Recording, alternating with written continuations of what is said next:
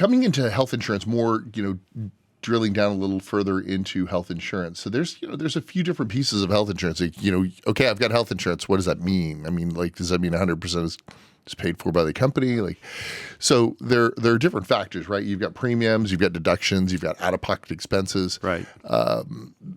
What does one look at if they do have the opportunity that they actually have more than one plan? Like, what is it that with it kind of drives that decision making?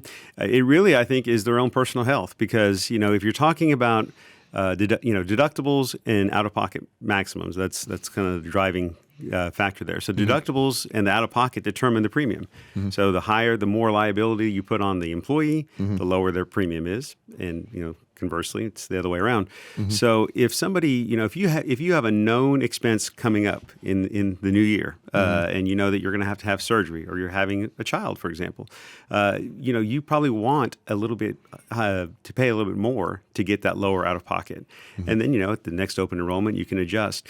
But generally speaking, your own personal health and how much you intend to use that benefit, or to use the health insurance, is what's going to drive your decision up front on the cost.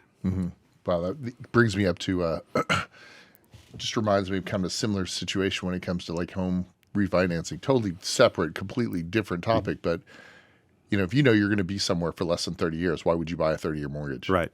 Right. You buy the one closest to where you're going to be, because you're going to save money on the interest rate, right? On the interest payments.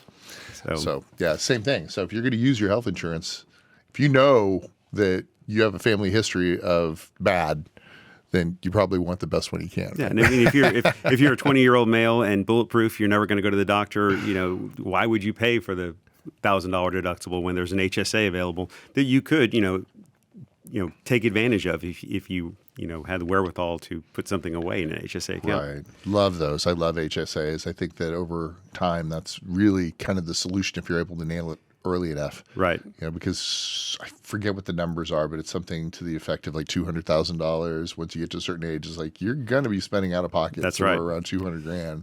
Yeah, it's going to get you eventually. Whether you have insurance or not. There's a reason why insurance gets more expensive as we get older. So.